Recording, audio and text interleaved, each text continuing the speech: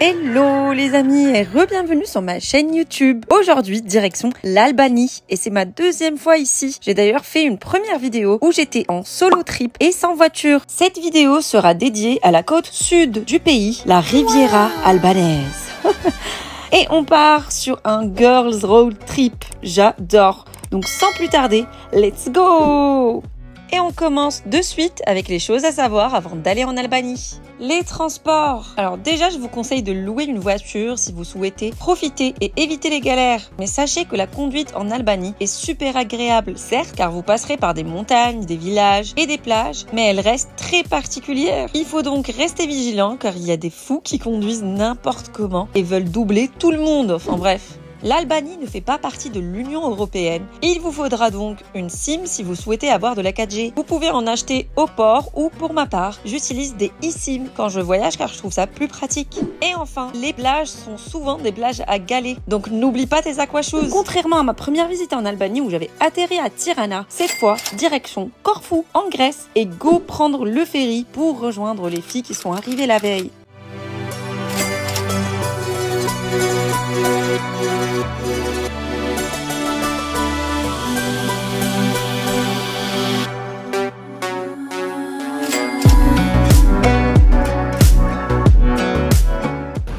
La dernière fois quand j'étais à Sorrento, j'étais ici. C'est des hostels, c'est très sympa, c'est hyper bien localisé. Je prenais mon petit café d'ici, c'était très cool. Ça me rappelle des bons souvenirs.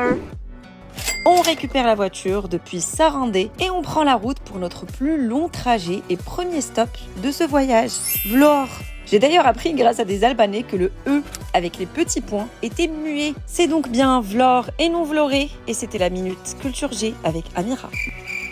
Bref, situé dans la baie de Volana, sur la mer Adriatique, à une centaine de kilomètres au sud de Tirana, Vlore est une municipalité portuaire et une station balnéaire d'Albanie. Elle est considérée comme l'une des plus anciennes villes d'Albanie. Située à quelques pas de la plage...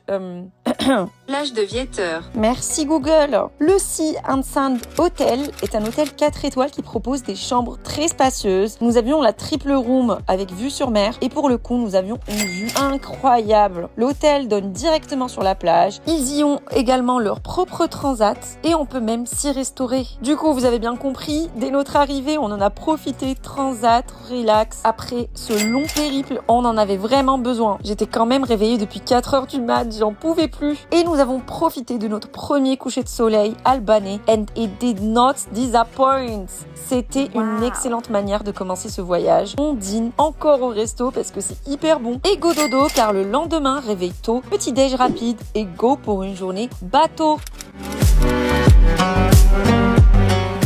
Et pour le coup, on s'est fait un peu douiller sur le bateau car c'était un speedboat assez petit et on était quand même une bonne dizaine de personnes. Mais bon, il fait beau, on avait un bon petit groupe, de la bonne musique, que demande le peuple? On commence par un premier arrêt à l'île de Sazan, un vrai petit joyau caché. L'île abrite également une ancienne base militaire. Vous y verrez beaucoup de bunkers et vous avez la possibilité soit d'explorer la zone ou de profiter de la plage en vous baignant dans ses eaux cristallines.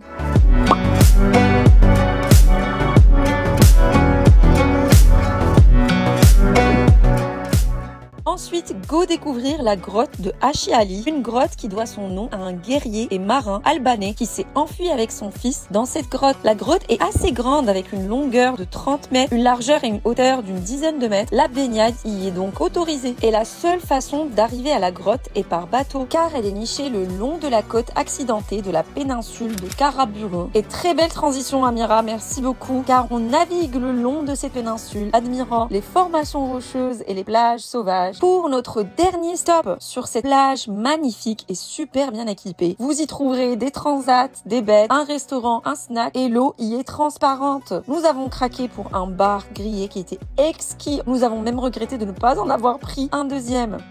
Et petit disclaimer, faites attention à ce que vous payez car vu que c'est en cash, vous n'avez pas de facture et pas de détails. Ils ont essayé de nous rajouter plus de 2000 lek, environ 20 €. Après avoir profité des eaux cristallines et des vues panoramiques, on remonte à bord du bateau et on retourne à Vlore, direction un beach club qui avait l'air sympa sur papier. Nous sommes restés même pas 5 minutes car il n'y avait pas d'eau, donc je vous laisse imaginer l'état des toilettes et l'hygiène niveau cuisine. Donc on rebrousse chemin et on rentre à l'hôtel car le resto était vraiment très bon. Nous avons pris un plateau à partager qui était excellent et des bonnes pâtes, la régalade.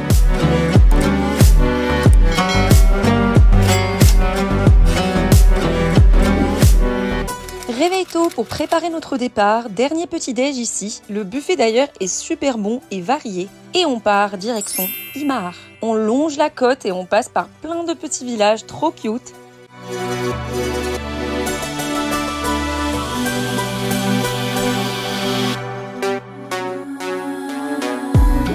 Et nous voilà enfin arrivés à notre hébergement, une boutique hôtel que vous avez potentiellement vu sur les réseaux, un peu bohème chic, avec une vue donnant sur la plage. Très sympa mais honnêtement assez cher pour ce que c'est. On va manger dans cette taverne locale située sur la promenade d'Imar, à quelques minutes à pied de notre hébergement. Je vous conseille d'y aller, c'était très bon et abordable. Et d'ailleurs, vous remarquerez que plus on se dirige vers le sud de l'Albanie, plus ça se rapproche culinairement de la Grèce.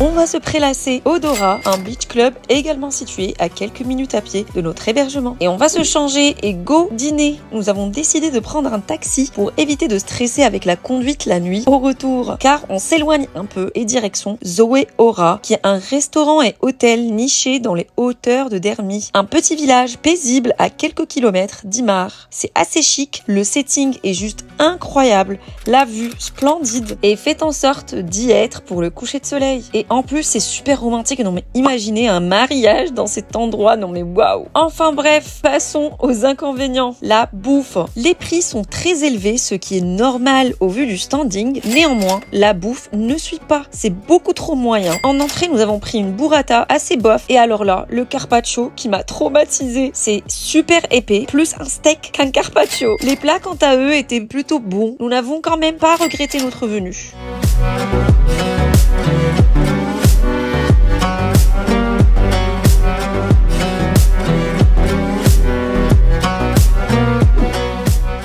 On se réveille avec un ciel gris, de la pluie et une tempête. Comme quoi, même en plein mois d'août, on n'est pas à l'abri du mauvais temps. Je fais un petit aparté pour vous partager une activité que j'aurais adoré faire s'il ne ventait pas autant. C'est un tour en bateau pour aller découvrir les côtes et caves à proximité. Mais surtout, une des plus belles plages d'Albanie, la Plage de Guy. Il faudrait qu'on lui trouve un petit prénom à la dame.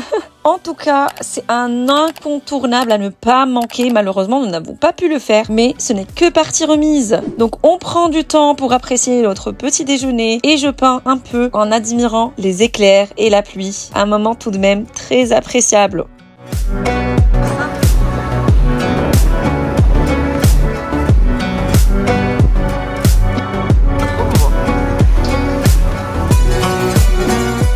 Nous tentons de braver le vent en allant au Namos Beach qui est collé au Dora. Il ventait tellement que des objets s'envolaient.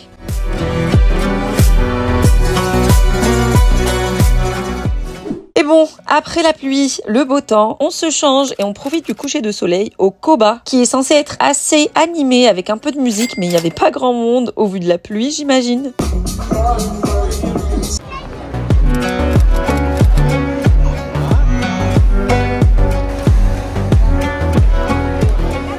On se balade un peu à Imar et on dîne encore une fois dans le même restaurant sur la promenade, un pur régal.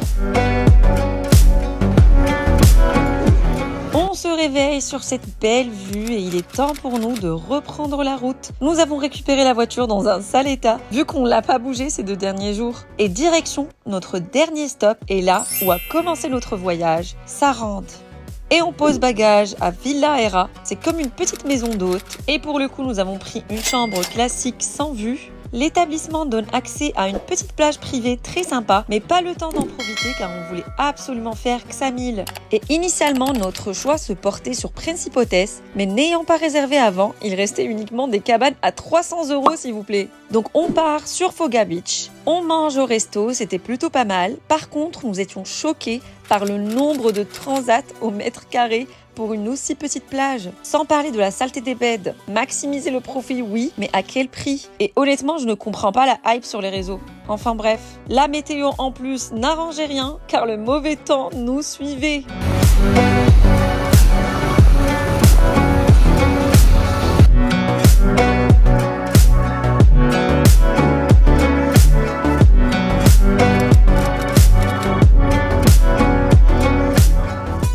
On rentre et on se balade sur la promenade de Sarande.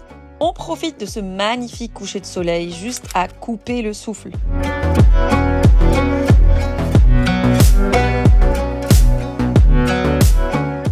Et direction Black Marlin Restaurant. Il y avait tellement de queues. Après une trentaine de minutes d'attente, nous voilà installés. C'était plutôt bon.